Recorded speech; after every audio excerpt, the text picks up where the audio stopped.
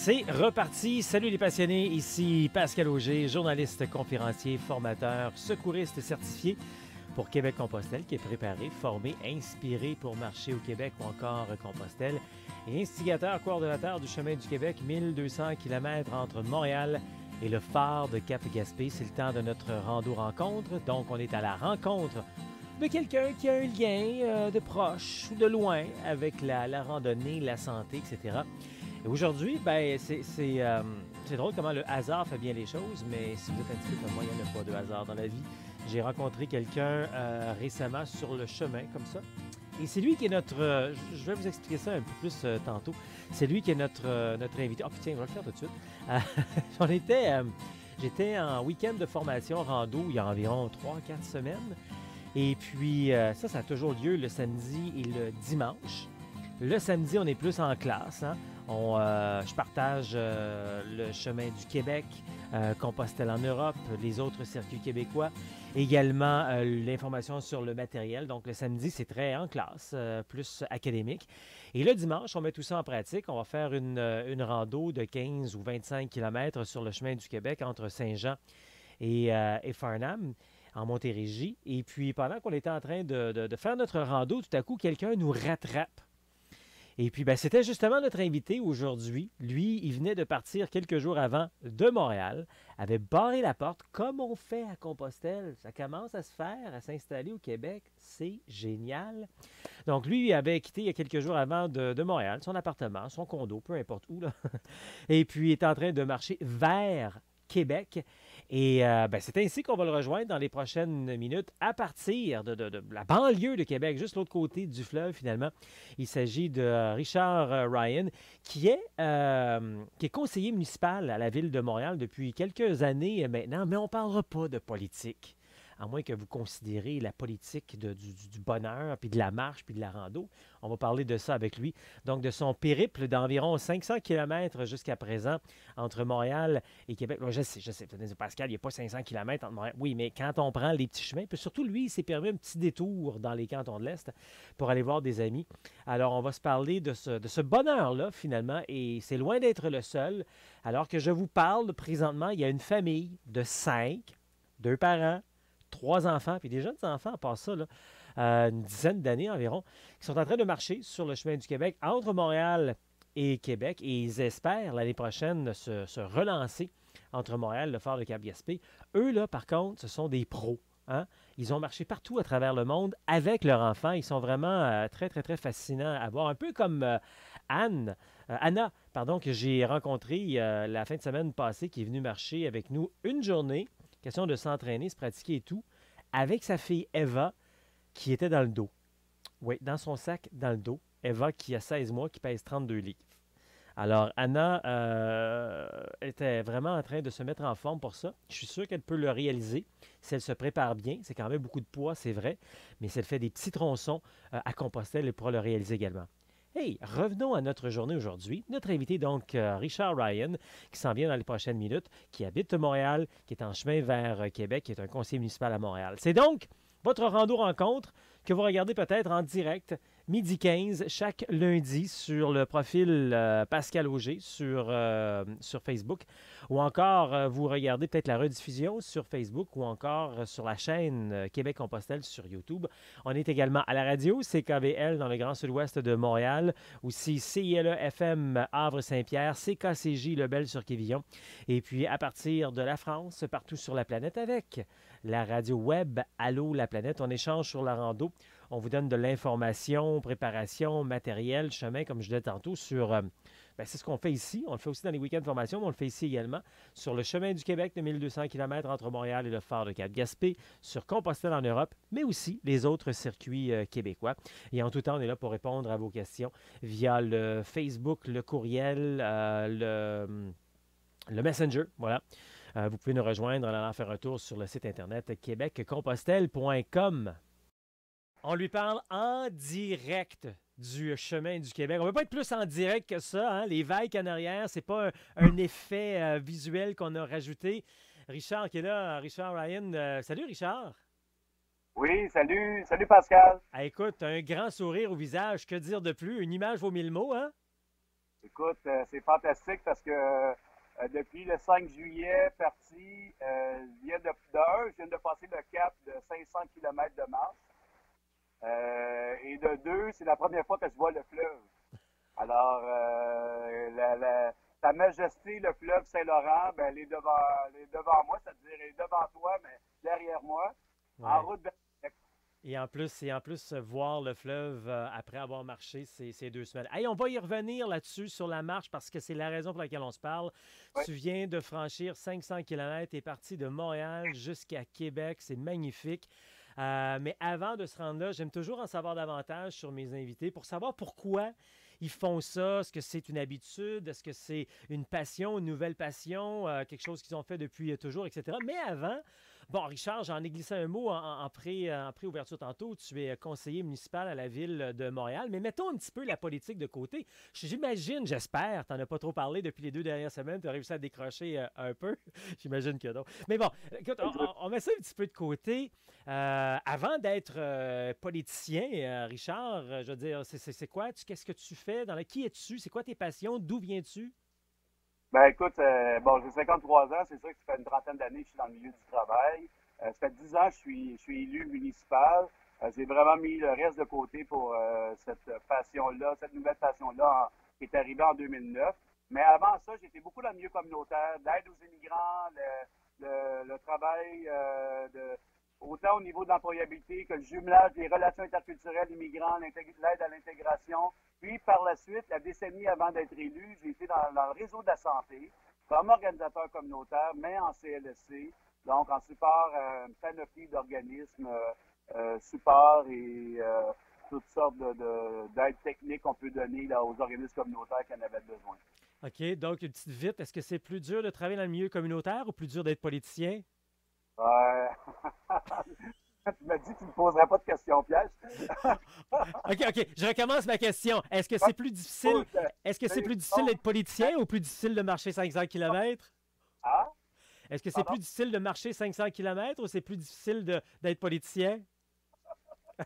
Je te dirais que le 500 km va m'aider à poursuivre ma route Ouais. politique. Fait que ça, Hey, c'est pas une réponse de patineur, là, mais c'est ouais. vraiment, je pense que j'avais besoin Ben oui. de moment de recul. Ben parlons-en justement. Écoute, tu m'ouvres la porte, ça, c'est fantastique. Est-ce que tu es un marcheur né, dans le sens, ça fait longtemps que tu fais ça, toi, de la rando? C'est une nouvelle passion ou comment, ça vient d'où ça, la marche chez toi, là?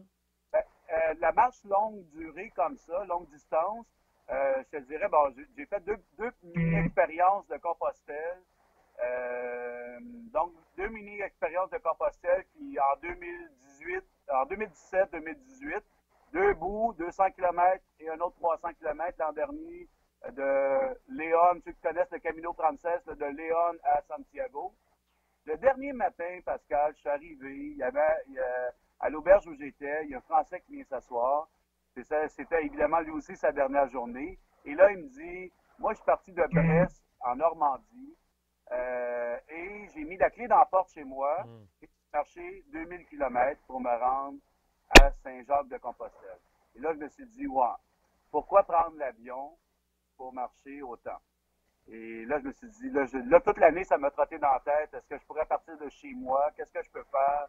Et c'est ça que j'ai fait le 5 juillet passé. J'ai mis la clé dans la porte et je me suis mis à marcher. J'ai traversé le pont Jacques-Cartier et j'ai poursuivi ma route jusque-là. Jusque-là. Et aujourd'hui, tu ne vas pas traverser le pont de Québec, mais tu vas prendre le traversier dans les prochaines Ouais, heures. Ce qu'on voit derrière toi, à notre gauche, à ta droite, c'est le Concorde, finalement. Puis pas loin, quelque part en arrière, on ne le voit pas tout à fait. Il y a le pas le château voir, ça, oui. Frontenac dans ce coin-là. Euh, alors, mission accomplie en quelque sorte. Écoute, là, c'est vraiment cool parce que je sais pas pourquoi. Ben, je sais pas pourquoi. Je viens de dire quelque chose de. Je travaille tellement fort là-dessus, je peux pas dire je sais pas pourquoi.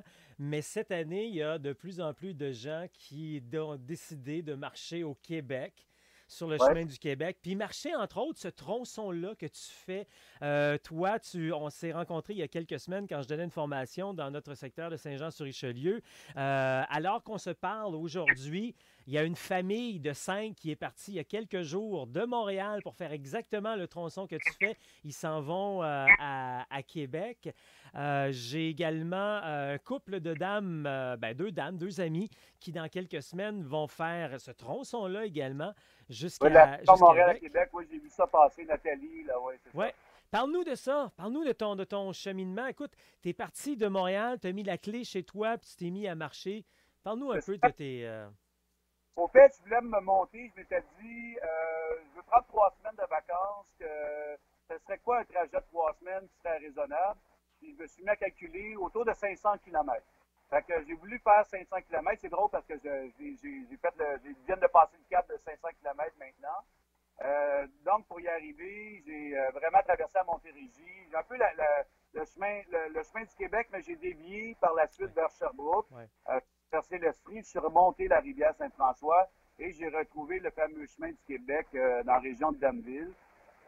D'ailleurs, ceux qui suivent, ils connaissent sûrement Jean Béliveau, le grand marcheur qui a marché 11 ans autour de la planète. Il a fait 75 000 kilomètres de marche. Donc, j'ai été accueilli chez lui sur sa montagne, dans son dôme, sur sa montagne à Danville. Fabuleux bonhomme, incroyable. Et ensuite, j'ai poursuivi cette route-là, le chemin du Québec, vers à peu près, évidemment, j'en suis sorti parce que à tous les soirs parce que j'avais comme défi, je m'étais donné comme défi d'aller coucher chez l'habitant, de demander l'hébergement. Et pour ce faire, au Québec, ben, des fois, il faut sortir un peu du chemin, justement, puis s'en éloigner un peu. Puis j'y revenais autant que possible le lendemain. Voilà. C'était un double défi pour moi. C'était la question de lier le social, le côté humain. C'est important de rencontrer des gens. J'aurais pu dormir dans un gîte. C'est sûr que c'est plus économique de dormir chez l'habitant. J'aurais pu dormir dans un gîte. Mais le côté social et humain, j'ai trop passé à côté de ça dans mes multiples voyages à travers l'Amérique latine ou à travers l'Europe et tout ça. Je me suis dit non, je voyage au Québec, je vais aller connaître les Québécois, je vais aller les rencontrer chez eux. Écoute, moi, je connais déjà la réponse à ce que je m'apprête à te poser, mais je veux voir, toi, de ton côté, comment as-tu vécu ça, la rencontre des gens, aller habiter chez des gens et partout à travers le Québec, sur ce tronçon-là, finalement? C'était fabuleux. Là, j'arrive à quoi, sorti le 5 juillet, on est le 23, donc 18 jours, 18 nuitées, si on peut dire. Il y a une nuitée en gîte à Eastman que j'ai fait, parce que j'ai pas trouvé personne, mais le reste, c'était toujours chez des gens, soit des contacts de contacts. Ça a été dans ma famille parce que je suis natif de Saint-Jean, donc j'ai été chez ma sœur aussi, chez un cousin à Granby. Mais sinon, ça a toujours été des gens que je ne connaissais pas, soit des contacts de contacts ou du couchsurfing que j'ai fait à 5, 6 reprises. Puis le contact est très variable, c'est vraiment étonnant, puis c'est toujours la surprise. Tu te dis, bon, est-ce que je passe par l'épicerie, j'amène quelque chose à manger, partager, c'est comme un peu dans l'ordre des choses, mais des fois, par exemple, une dame, une aînée de 80 ans à Waterloo qui m'a reçu, pas question de toucher à rien, à une assiette de vaisselle, à rien, ni au lit, ni à rien.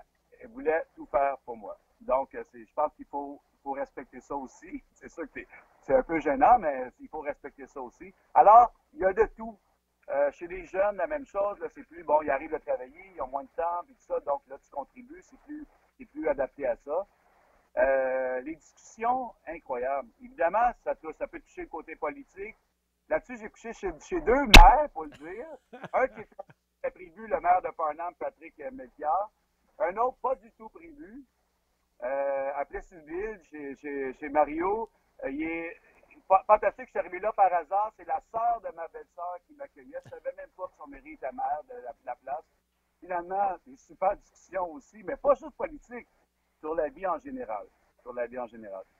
C'est, tu sais, je dis ça parce que je te posais la question, souvent on parle de Compostelle, puis c'est vrai Compostelle, c'est magique, ça a 1200 ans d'histoire, puis on marche là où il y a des gens qui ont marché depuis 1200 ans, puis on revient toujours à Compostelle, souvent au côté humain, de rencontrer les gens et tout, mais tabarouette, ça se passe pas juste ailleurs, ça se passe chez nous également, puis on a vraiment de beaux échanges, puis du bon temps. Tu sais, la marche, là, autant les gens qui nous reçoivent que les gens qui marchent, la marche fait ressortir le meilleur des gens.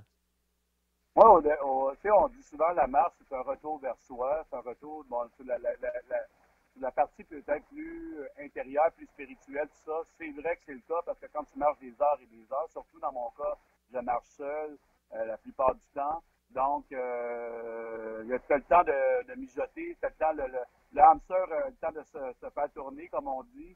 Mais aussi, il y a une phase, à un moment donné, de méditation, mais on est dans un état méditatif, je ne veux pas quand on marche. Moi, je dirais même, on est dans un état végétatif. quand, quand on commence, quand on commence à 1 heure, 2 heures, tu te laisses aller, on est là-dedans. Mais une autre raison qui m'a vraiment motivé à marcher, c'est la question de l'environnement. Je disais, pourquoi prendre l'avion pour aller marcher? La question de l'environnement m'interpelle de plus en plus. Puis je dirais que c'était un peu la trame de fond des discussions que j'ai eues. C'est sûr, il y a différents degrés, il y a différents aspects qui ont été touchés, mais la question de l'environnement touche de plus en plus les gens. Puis peu importe le milieu dans lequel ils sont, je m'aperçois qu'il y a quelque chose là qui... les gens se posent beaucoup de questions. Qu'est-ce qu'ils vont faire? Et pour moi, de marcher cette année, de ne pas prendre la voiture, de partir de chez moi, même pas prendre le métro pour me rendre à mon point de départ, mais il y avait comme une espèce de statement. C'est beau, on peut faire toutes sortes de gestes au quotidien. On essaie de tous de faire des efforts. C'est pas moi qui va changer les choses en allant marcher 500-600 km, mais au moins, il y avait quelque chose de dire, la marche, Pascal, c'est avant la voiture, c'est avant le vélo, c'est avant la roue. On marchait avant que la roue soit inventée. Alors, c'est comme, les gens me disent, c'est à combien de kilomètres de Montréal à un moment donné? Je dis, c'est à 3 jours de marche. J'avais l'impression de retourner à l'époque de nos ancêtres. C'est comme ça qu'ils calculaient les distances. 3 jours de marche, 4 jours de marche. Puis c'est le fun après ça, quand tu reprends la voiture, puis admettons, tu t'en vas à un endroit, puis c'est marqué qu'il te reste 100 kilomètres à faire dans ta tête automatique. Dis, ah, ça, c'est 4 ou 5 jours de marche. Hein? 4 jours de marche. Hey, dis-moi, le tronçon que tu as fait, c'est quand même c'est un très beau tronçon. C'est quand même un tronçon qui n'est pas trop compliqué, pas trop difficile, parce que c'est assez plat tout le long. C'est presque du chemin de fer, ancien chemin de fer aux pistes cyclables tout le long, presque. Là. Chez toi, tu t'es fait un petit détour par les cantons de l'Est, Sherbrooke et tout, donc un petit peu plus vallonné. Donc, quoi en dire sur ce tronçon-là, le paysage, le chemin, etc.? Il fait du bien dans les journées parce que samedi, où ça a été la grande canicule, j'ai fait, c'est avant l'Easter, donc Plessisville à l'Easter. Puis le bout, j'avais une moitié qui était sur le chemin du Québec, le chemin, ce tronçon-là qui est l'ancienne voie ferrée. Super, bordé d'arbres de chaque côté, donc beaucoup d'hommes sur le chemin, mais j'ai dû quitter parce que j'étais hébergé dans le 3e rang à l'Easter, donc il fallait que je fasse un autre 10 km sur l'asphalte à la grande chaleur au milieu de l'après-midi. Et là, je dois dire que c'était chaud. Malgré ton chapeau, malgré de l'eau, malgré tout. Donc, c'est toute la différence entre une région qui est, bon, un chemin qui est bordé d'arbres et l'autre. Puis ça arrive souvent sur ce chemin-là, le Canada Trail, là, le chemin de l'ancienne voie ferrée. Ça arrive souvent qu'il y a des grands bouts qui sont bordés d'arbres. C'est très, très agréable. Puis, tes coups de cœur, tes difficultés, quand tu regardes ça, c'est quoi finalement après tout ce trajet-là? Ben, j'ai pris une journée de pause seulement jusqu'à maintenant. Là, j'arrive à Québec, je vais prendre une deuxième journée de pause demain. La journée, c'était à Sherbrooke et là, j'avais des douleurs. C'est vrai que j'étais sorti justement de ce chemin, de ce fameux chemin-là qui était plus plat. Donc, j'ai monté, j'ai descendu. J'ai eu des grandes douleurs dans la région du tibia, qu'est-ce qu'on appelle une périostite tibiale. Donc, c'est un peu le tissu collé sur le tibia qui décolle, qui s'inflamme. Donc, c'est douloureux. Puis là, en lisant, je me disais, oups, il me demande des jours de répit, de repos. Je me disais, ouf, est-ce que je dois mettre fin à mon expérience? Sinon, là, tout se tourne en tête. Mais j'ai vu certaines méthodes. J'ai eu aussi des bâtons à ce moment-là pour un bout de chemin. J'ai emprunté les bâtons. Je sais que tu prônes l'utilisation des bâtons. D'ailleurs, je les ai perdus un autre. 4-5 jours plus tard, je les ai perdus chez l'autre qui m'avait reçu. Ben, je les ai oubliés. Mais ça va, il n'y a pas de problème. Au moins, les journées que je l'ai utilisé, c'était vraiment intéressant parce que, bon, j'ai strappé ma jambe, j'ai mis la méthode dans les physios, appellent ça méthode du tapage. pour retenir les muscles. Et ça a vraiment fonctionné. Puis là, maintenant, tout est beau. C'est comme si rien n'était là maintenant. OK. Ben, ça me pose d'ailleurs une question. Quelle était ta préparation avant? Est-ce que tu dirais que peut-être tu aurais dû te préparer un petit peu plus ou ça a été une La surprise? préparation, contrairement, contrairement à mes deux expériences de Compostelle, j'avais marché beaucoup plus avant. OK. À Montréal, là, au moins une fois, parce que c'est sûr que quand tu travailles beaucoup, puis nous autres, c'est pas facile parce que souvent, même le week-end, on a des activités, tout ça. J'essayais au moins une journée par week-end d'aller marcher un 20-25 km. Je l'ai fait cette année, mais pas assez. OK. Des fois, je me donnais l'occasion, même dans la journée, par exemple, de chez moi à l'hôtel de ville, faire l'aller-retour. Le soir, mettons, à la fin d'un conseil, on finit à 10-11 heures le soir, ben, revenir à pied, une heure de marche. Mais c'était pas la grande préparation au niveau physique. C'est sûr que comme j'avais eu déjà les deux premières expériences à Compostelle pour le matériel et c'est j'étais déjà assez bien préparé pour ça. Mais j'avoue que cette année, c'était m'y mettre les premiers jours, c'était plus difficile. Donc, t'as fait Compostelle avec tes tronçons, tu as accompli ta mission au Québec entre Montréal et Québec. C'est quoi le prochain objectif en ce sens? On dit Montréal-Québec, mais j'ai pas fini, hein, parce que demain, je me repose une journée et je pars par le tour de l'île d'Orléans en Ah, 4 jours.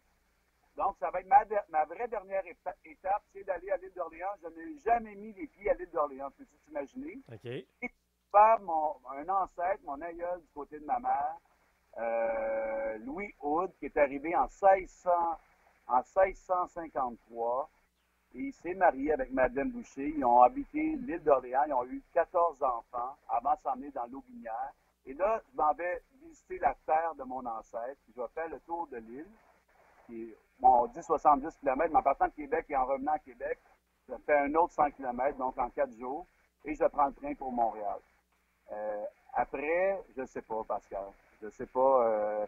Je disais à des amis avant de partir, je dis, des fois, je suis un peu blasé des voyages. Je suis blasé aussi des types d'hébergement. Là, il y a eu le Airbnb qui est monté en grande flèche, puis c'est catastrophique dans l'état qu'on laisse, les quartiers, que ça s'implante partout à travers le monde, y compris à Montréal. C'est ma lutte politique, que j'ai le mandat de la mairesse là-dessus, puis je suis très fier de l'amener, puis je vais l'amener à fond. Alors, il faut revenir à des choses simples, puis je veux voyager de manière simple, puis je veux que l'hébergement soit simple aussi. Échange de maison, couchsurfing, accueillir des gens chez soi quand on est à Montréal, ça fait partie aussi du voyage d'accueillir des gens chez soi. Et revenons à des choses simples, autant dans la nourriture, dans l'hébergement, dans la façon de voyager, dans ces modes de transport. Puis je pense que c'est peut-être ça l'avenir de notre planète et du tourisme peut-être. Ben, tu viens exactement de décrire comment on voit puis comment on travaille fort pour le chemin du Québec à partir de Montréal jusqu'au phare de Cap-Gaspé. Peut-être que tu seras un excellent candidat dans les prochaines saisons, dans les prochaines étés. Hey, dis-moi en terminant, Oui, vas-y. comment on résume ça, ce voyage ce voyage magnifique-là que tu viens de faire? La simplicité, l'authenticité dans la simplicité, ça, je pense que c'est la première des choses que moi, je me découvre moi-même à travers ça, mais aussi découvrir les autres, parce que justement, ce petit bout-là que je fais de plus cette année, c'est d'aller chez les gens, et ça demande beaucoup d'humilité. Donc, simplicité, humilité, c'est jamais très loin. Puis je pense que des fois, il y a des beaux défis à se donner soi-même. Soyons un peu plus humbles, puis oui, demandons de l'aide, et ça fonctionne. Ça fonctionne. Richard Ryan, merci d'être un ambassadeur de l'environnement, un ambassadeur de la marche et un ambassadeur du chemin du Québec. Tu arrives à Québec dans les prochaines heures et après ça, l'île d'Orléans. Je te souhaite bonne fin de voyage. Merci beaucoup de ton temps. Merci beaucoup à toi. Salut. Ben, si vous êtes un passionné de rando, vous connaissez quelqu'un qui a un lien avec la rando, qui a marché au Québec, qui a marché Compostelle, qui fait en quelque sorte la promotion via un groupe Internet, un groupe Facebook, etc. Donc, vous pensez que vous feriez un bon invité, vous connaissez quelqu'un qui ferait un bon invité, vous pouvez toujours me mettre en contact, allez faire un tour sur le site Internet québeccompostelle.com, vous avez tous les liens pour rentrer en contact avec moi, pour me mettre en lien peut-être avec d'autres personnes qui feraient d'excellents invités, peut-être des gens qui sont sur le chemin présentement et qui ont déjà marché, etc. Donc, il y a plein de gens très intéressants avec qui on peut parler pour jaser, randonner, découvrir plein de trucs. Également, on répond à vos questions. Vous voulez vous préparer pour la randonnée. Vous n'êtes pas encore certain, l'équipement, la forme, l'inconnu, où je mange, où je dors et tout ça. On répond à toutes ces questions-là avec nos ateliers, nos formations. Vous pouvez également nous rejoindre par Facebook, comme je le disais tantôt, Messenger, courriel, etc. aussi. Parce que oui, on donne de la formation. C'est le nœud, en quelque sorte, de l'essentiel, le centre, le cœur, l'univers de Québec-Compostelle. Vous aider à vous préparer. Parce que 90% des commerces nous comparent au camping sauvage. Alors que nous, on fait de la randonnée communautaire et non pas de la randonnée en forêt tout le temps.